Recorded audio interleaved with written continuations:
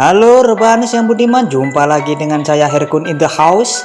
Masih stay karena channel ini selalu memberikan pendidikan, kenyamanan, pengetahuan, ya itulah bagi seluruh kaum rebahan se-Indonesia. Oke, kali ini saya merangkum alur film psikopat cantik yang akan membuat pori-pori tubuh Anda mengembang. Oke, tanpa berlama-lama siapkan handphone kalian, atur posisi rebahan kalian, nyalakan untuk kalian, selamat menonton dan mari sama-sama kita ucapkan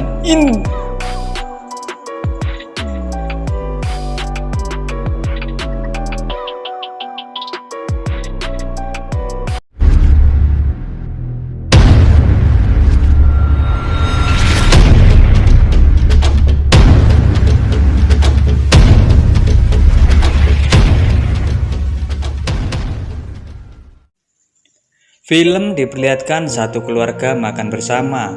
Ini sang ayah, ini si ibu, dan si kakak serta adik perempuan yang bernama Nami. Film berfokus kepada Nami. Ibu Nami bekerja sebagai penyumbang atau pembantu anak-anak terlantar. Dan Nami sebagai anak yang terakhir kurang kasih sayang kedua orang tuanya. Bahkan ayahnya tidak peduli dengan Nami. Berbagai cara Nami lakukan supaya mendapat perhatian dari kedua orang tuanya. Tiba saat di sekolah, Nami dengan membawa pel-pelan. Kukira dia mau mengepel, ternyata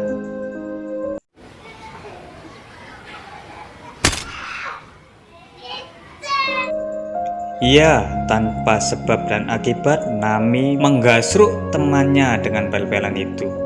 Di sini uniknya, saat Bu Guru bertanya siapa yang melakukan ini,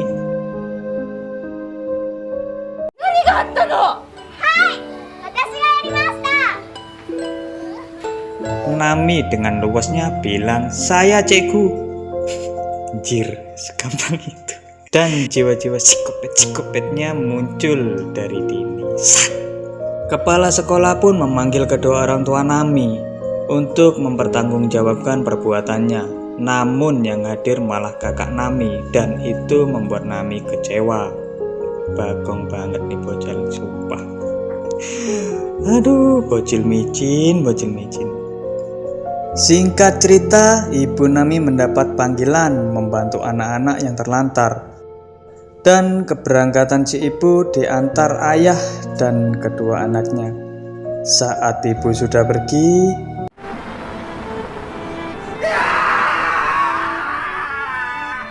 ya, sang ayah berteriak merasa kehilangan istri tercintanya, seperti tidak ridho melepaskannya. Setelah kepergian si ibu, nasib si ayah sangat miris. Dia depresi, sehari-hari dia selalu memakan dan memasak telur mata ayam. Dan kondisinya sangat-sangat membangkongkan.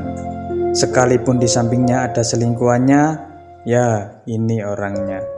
Sang kakak yang merasa jengkel langsung pergi berangkat sekolah.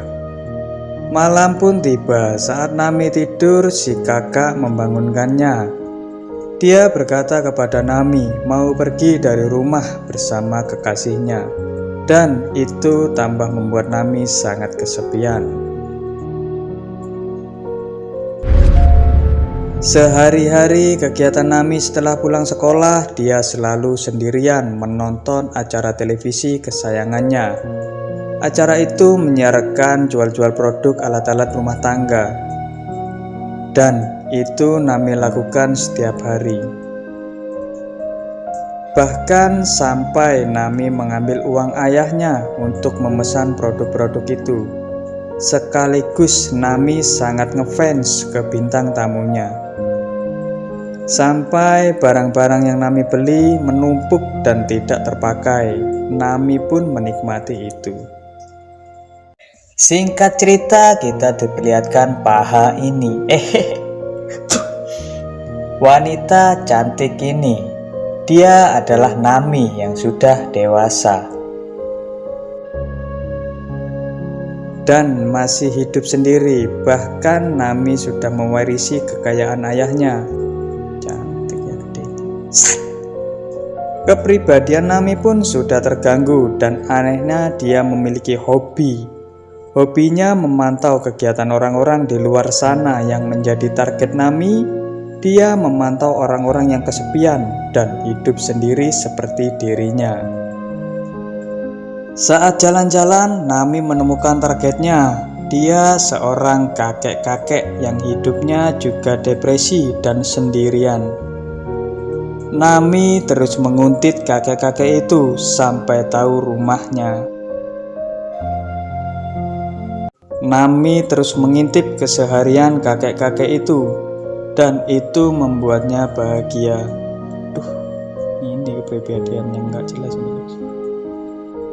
Shin berpindah di keseharian kakek-kakek yang kesepian ini.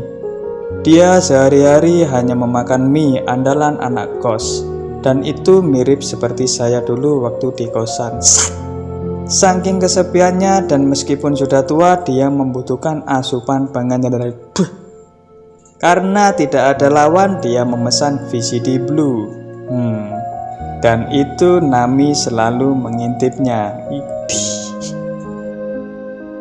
Seperti pengintip profesional, Nami pergi di atas balkon rumah kosong, menyiapkan alat-alatnya sampai teleskop yang seharusnya buat melihat keindahan bintang atau bulan itu malah Nami manfaatkan buat mengintip si kakek itu.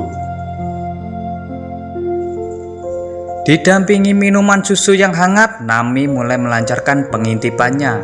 Dan saat itu juga Nami dikejutkan dengan penglihatannya.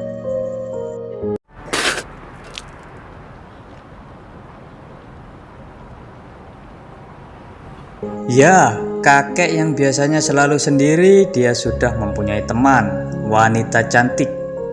Kita panggil dia Bulan. Dan kehadiran Bulan membuat kakek ini sudah tidak kesepian lagi.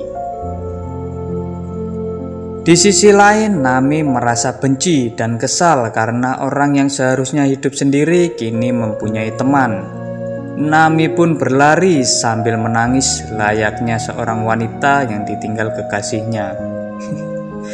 Udah hampir mirip lagunya Kangen Band.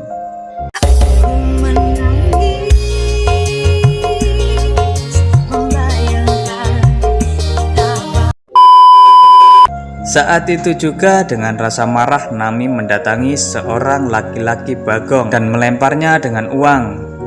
Laki-laki itu cuman melihatnya, gak tertarik sama uang itu. Dia lebih tertarik dengan brutu Nami. Ini calon ini. Di sini saya jelaskan, laki-laki Bagong ini sama seperti Nami. Dia orang kesepian dan otaknya agak meleset sedikit, dan mempunyai jiwa-jiwa psikopat jahara.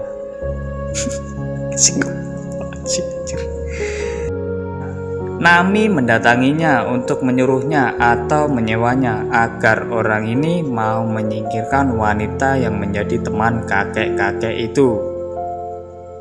Dan Nami bilang, kalau kau sudah menuruti perintahku, kau boleh menikmati tubuhku ini.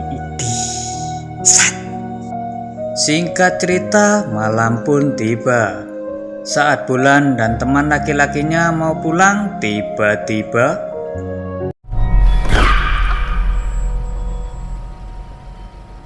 ada seseorang menghentikan mobilnya. Mereka menyuruhnya minggir tanpa banyak ngomong. Dari samping muncullah laki-laki Bagong itu dan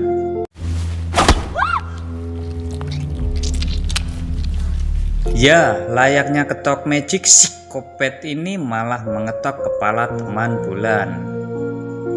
Gak cukup satu ketok, psikopat itu karena lulusan pertukangan, dia mengetoknya berkali-kali dengan santainya. Ngilu.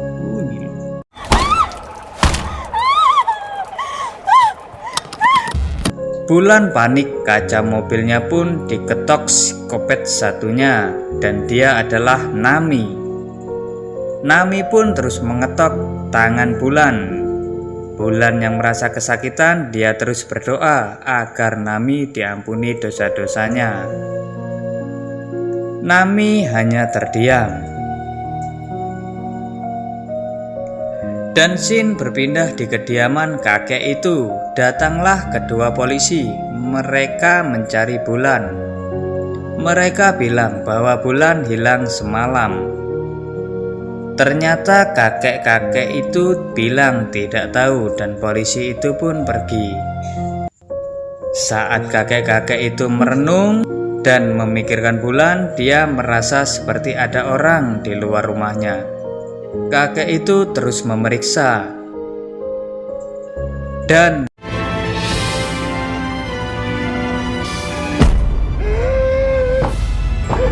ya, dia dikagetkan orang yang tak dikenal ada di dekat jendela.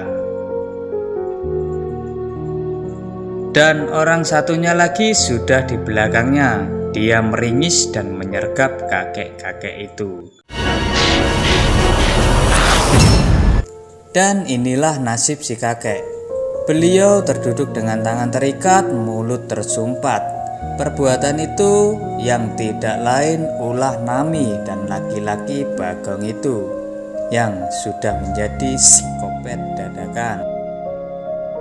Nami pun memberi kakek obat pengeras batang dan penguatnya.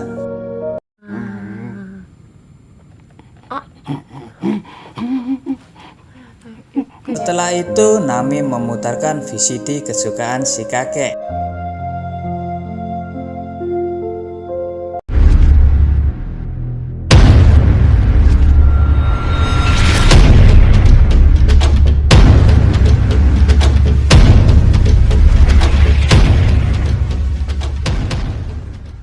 Sambil menunggu obat itu bereaksi, Nami pun menikmati mie kesukaan kita. Dan Nami dikejutkan munculnya laki-laki Bagong itu yang mau meminta jatah imbalan yang sudah dijanjikan Nami. Perlahan-lahan laki-laki itu melepas semua sandangannya dan memperlihatkan hasil latihannya waktu nge-gym dulu. Nami pun panik dan hanya terdiam. Saat tangan mencemol gunung kembarnya, Nami pun menikmatinya. Dengan kebrutalan laki-laki, kehausan akan pengecut. Tiba-tiba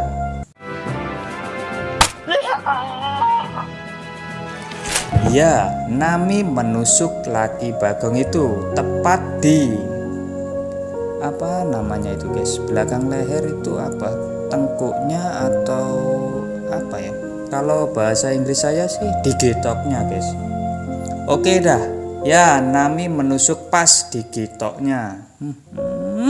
Mamam lu, bodoh-bodohin Nami. Ini namanya psikopat bunuh psikopat. Dirasa belum meninggoy, Nami dengan menikmatinya terus menujlep-nujlep laki-laki Bagong itu sampai meninggoy. Dengan wajah penuh cipratan saus edamame, Nami menghampiri si kakek dan membuka bajunya, serta tidak lupa pembungkus rabinya. Namun si kakek yang beriman tinggi tidak seperti saya. Dia memalingkan mukanya dari gunung kembar Nami. Coba kalau saya. Nami mendekati si kakek, mempreteli celana kakek dan saya lebih menikmati ekspresi si kakek guys.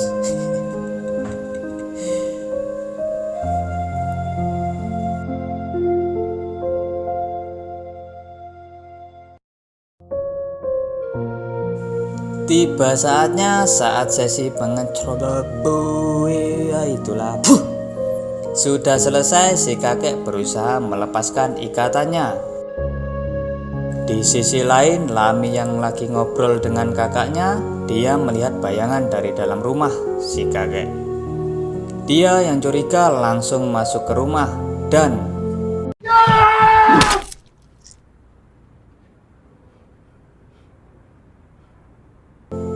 ya, si kakek berniat menikam Nami, namun meleset.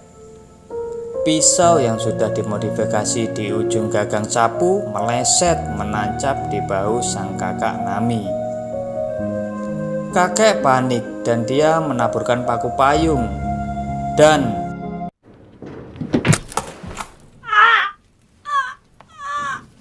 ya, Sekali lagi Nami menginjaknya. Pertarungan kakek dan Nami pun terjadi.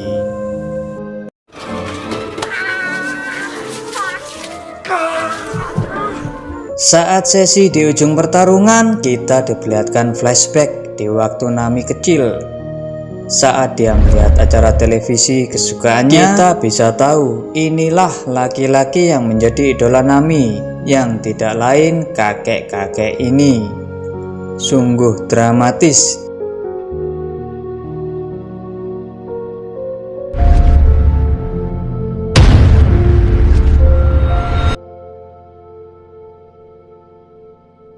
Dan kakek-kakek ini pun menusuk fansnya sampai meninggoy. Dan ternyata di dalam mobil ada bulan yang disekap. Kakek-kakek itu pun menyelamatkannya. Tamat.